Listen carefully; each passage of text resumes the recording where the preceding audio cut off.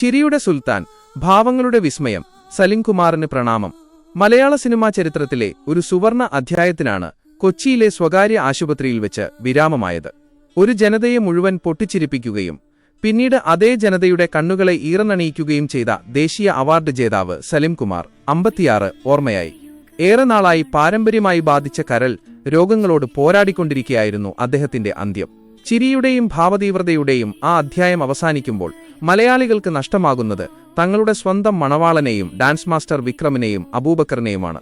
Mimicry വേദിയിൽ നിന്ന് cinema ലോകത്തേക്ക് 1969 ഒക്ടോബർ 10 എറണാകുളത്തെ ചിറ്റാറ്റുകരയിൽ ഗംഗാധരന്റെയും കൗസല്യയുടെയും മകനായാണ് സലിം ജനിച്ചത്. സ്കൂൾ കാലഘട്ടത്തിൽ തന്നെ മിമിക്രിയിൽ സജീവമായിരുന്ന അദ്ദേഹം പിന്നീട് മഹാരാജാസ് കോളേജിലെ പഠനകാലത്തും കലാമേളകളിൽ തിളങ്ങി.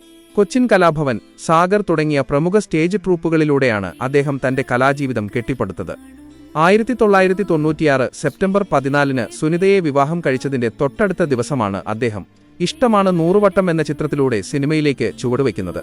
എന്നാൽ 2000-ൽ പുറത്തിറങ്ങിയ തെങ്കാശിപ്പട്ടണം എന്ന ചിത്രമാണ് അദ്ദേഹത്തിന്റെ സിനിമാ ജീവിതത്തിൽ വലിയൊരു വഴിത്തിരിവായത്. ചിരിയുടെ മാസ്റ്റർ ക്ലാസ്. തുടർന്നങ്ങോട്ട് മലയാള സിനിമ കണ്ടത് സലിംകുമാർ എന്ന മലയാളിയുടെ പോപ്പ് കൾച്ചറിന്റെ ഭാഗമായി മാറാൻ അദ്ദേഹത്തിന്റെ ടൈമിങ്ങിനും ശരീരഭാഷയ്ക്കും സാധിച്ചു. അബുവും അച്ചായനും ഭാവപ്പകർച്ചയുടെ ഔന്നത്യം. ഹാസ്യനടൻ എന്ന ലേബലിൽ മാത്രം ഒതുങ്ങി നിൽക്കാൻ അദ്ദേഹം തയ്യാറായിരുന്നില്ല. കോമഡി മാസ് കഴിച്ചുവെച്ച് അദ്ദേഹം ചെയ്ത ഗൗരവമേറിയ കഥാപാത്രങ്ങൾ ഇന്ത്യൻ സിനിമയെ തന്നെ അത്ഭുതപ്പെടുത്തി. ആദാമിന്റെ മകൻ അബു.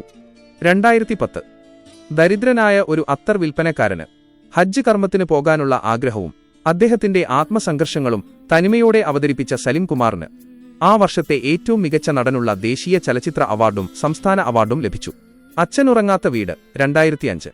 ഒരു സാധാരണക്കാരനായ പിതാവിന്റെ വേദനകൾ സ്ക്രീനിൽ പകർത്തിയ ഈ ചിത്രത്തിലൂടെ മികച്ച രണ്ടാമത്തെ നടനുള്ള സംസ്ഥാന അവാർഡ് അദ്ദേഹം സ്വന്തമാക്കി. അയാളും ഞാനും തമ്മിൽ 2013. ഈ ചിത്രത്തിലെ അഭിനയത്തിന് മികച്ച കോമഡിയിനുള്ള സംസ്ഥാന അവാർഡും അദ്ദേഹം നേടി. അഭിനയത്തിനു പുറമെ കറുത്ത ജൂതൻ മികച്ച കഥയ്ക്കുള്ള സംസ്ഥാന അവാർഡ് ലഭിച്ചു. കമ്പാർട്ട്മെന്റ്, ദൈവമേ കൈതൊഴാം, കെ. കുമാരഗാനം എന്നീ ചിത്രങ്ങൾ അദ്ദേഹം സംവിധാനം ചെയ്യുകയുമുണ്ടായി. മലയാള സിനിമയിലെ ചിരിയും കണ്ണീരുമായിരുന്നു സലിംകുമാർ.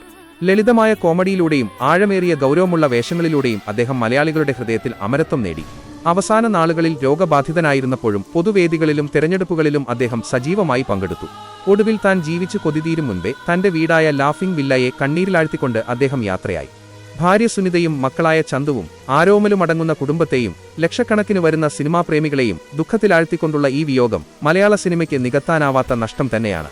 തിയേറ്ററുകളിൽ ഉയരുന്ന ഓരോ പൊട്ടിച്ചിരികളിലും ട്രോളുകളിലും ഭാവതീവ്രമായ സിനിമാ നിമിഷങ്ങളിലും സലിംകുമാർ എന്ന പ്രതിഭ എന്നും ജീവിക്കും.